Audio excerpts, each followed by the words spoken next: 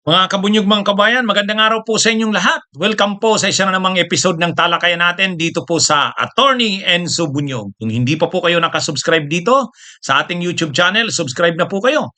Mayroon din po tayong Informador Facebook page. Kung hindi pa po kayo nakafollow, follow na po kayo. Mga kabunyog, pag-usapan nga natin itong si Secretary of Interior and Local Governments, Junvic Rimulya. Ano nang nangyayari, Junvic? Ha? Junvic Rimulya, ano nang nangyayari? Secretary Sir Junvic Rimulya. Hmm? Mga kabunyog mga kababayan, ay 'di ba ano siya? Sabi niya sabi niya si Atong Ang, madali ano na 'yan. Nung hindi pa lumalabas ang arrest warrant niyan, sabi niya, hinihintay na lang namin ang arrest warrant niyan. Pag lumabas ang arrest warrant niyan, alam namin kung saan siya pupuntahan.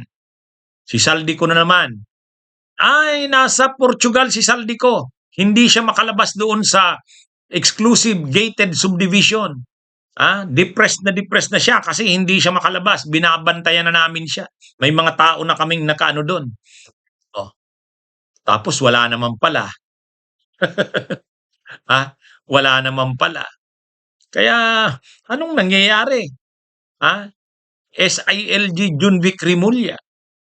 Masyado ka na kasing busy sa mga interview. Kaya tama yung sabi ni tama yung sabi ni dating Senador Sani Trillanes eh. Si SILG Junvic, bawas-bawasan mo muna yung pa-interview, sabi ni dating Senador Sani Trillanes. Ang daming trabaho. Ah, departamento mo, maraming trabaho 'yan. Ang dami ng mga pugante. Kailangan maaresto ang mga pugante na 'yan. Oh, bawas-bawas ka ng pa-interview, sabi ni Trillanes eh. Tama rin si dating Senador Sani Trillanes. Parang napapanood natin lagi ito, daming na-interview. Ang mga interview sa kanya, tungkol sa eleksyon na eh. Tungkol sa plano niyo po ba talagang kumandidatong presidente sa 2028? Sagot niya, wala namang masamang mag-ambisyon eh. Sino ba naman ang hindi nag-iisip na maging presidente ng Pilipinas? Oh, si PBBM nga, 'di ba? Sabi niya gobernador pa lang siya. Tinanong siya kung may planong magpresidente. Ang sagot daw ni PBBM, bakit? Sino bang gobernador ang hindi man lang nag-ambisyon na maging presidente ng Pilipinas? Oh, yun na naman yun ngayon yung sagot ni Junvic. Parang ang sagot niya na naman sa tanong na tatakbo ba siya? Sabi niya, sino ba ang hindi nag-ambisyon maging presidente ng Pilipinas? Totoo yun. Pero gawin mo muna ang trabaho mo. Trabaho muna.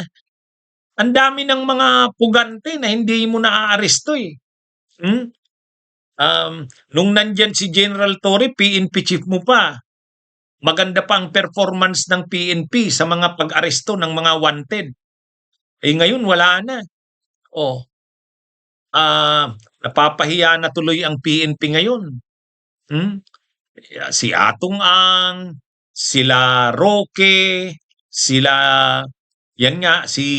Saldico. Tapos ngayon sinasabi niya na wala na, hindi na namin obligasyon si Saldico sa DFA na yan. Sabi naman ng DFA, hindi sa amin yan. Hindi sa amin yan. Dapat pagtulong-tulungan yan ng iba-ibang departamento at ahensya. Hindi naman sa amin lang yan. Talagang wala. Ang hirap. Ano nang nangyayari? SILG Junvic.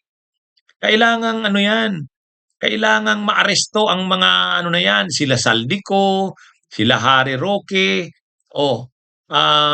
si Atong Ang, si Cassandra Leong, wag na nating si Bantag.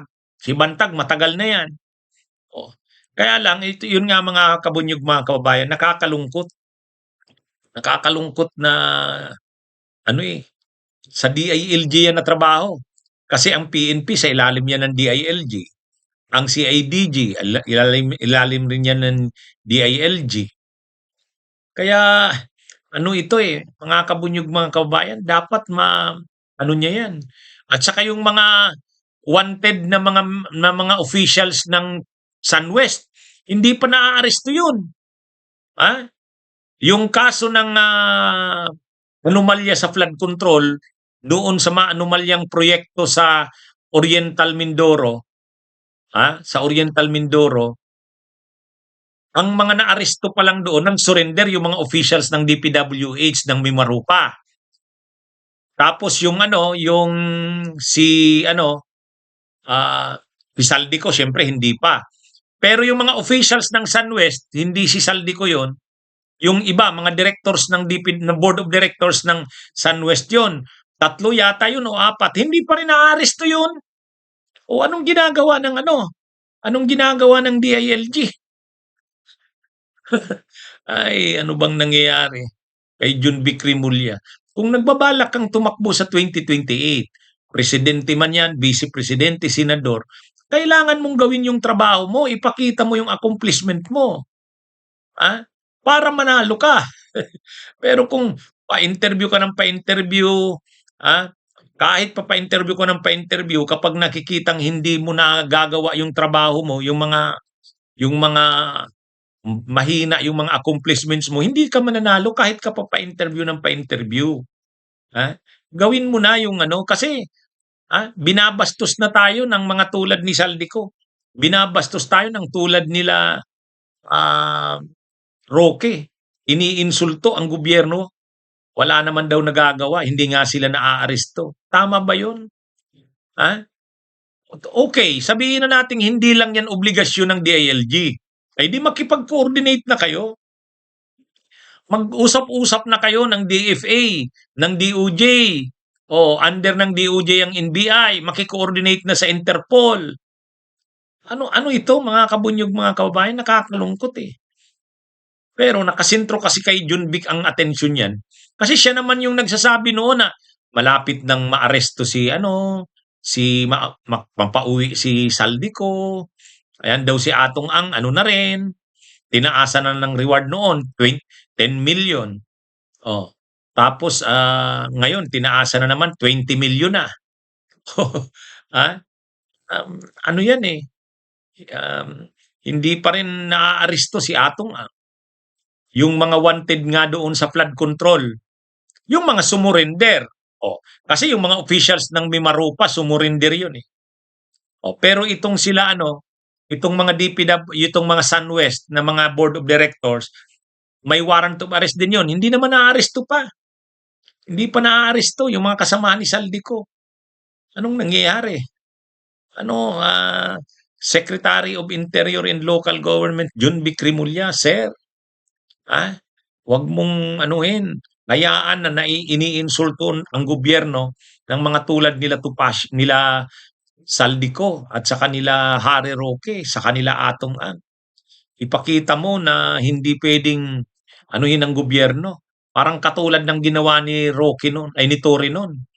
Kahit anong ginawa kay Tory ng mga tao ng mga DDS at saka mga nila Attorney Torion, hindi nagpasindak si Torre. Talagang hinanap si Kibuloy. Ganun din si Duterte. Hindi nagpasindak si Torre. Talagang inaresto si Duterte, sinurinder sa Interpol, dinala sa ICC. Yan yung mga kailangang accomplishments eh. Kaya sana maano ito si Junvic Rimulya. Wag na muna yung mga pa-interview sa eleksyon. Wag na muna yon, trabaho muna. Sabi nga ni Mayor Leni Robredo ng Naga na magkita sila ni PBBM. Sabi ni PBBM, wag na muna politika. Trabaho muna. Yun din ang sabi ni Mayor Leni. Wag na muna politika, trabaho muna. Yun, ganun, Junvic. SILG Junvic, ganun na muna. Pag maganda ang naging accomplishment mo, bilang secretary ng DILG, ay mananalo ka anumang posisyong tatakbuhan mo. Lalo na kung senador lang naman, ay yan. Kailangan munang ipakita muna yung accomplishment. Yan yun. Mga kabunyog, mga kabayan. Magandang araw sa inyong lahat. Sana hindi masamain ni SILG Junvic Rimulya itong natin. Kasi iniinsultong ng mga uganti na yan ang ating gobyerno eh. Hindi naman natin gustong hindi nagsasaksi ng gobyerno kasi naiinsulto eh. Naiinsulto ang gobyerno sa mga puganti na yan. Magandang araw sa inyong lahat.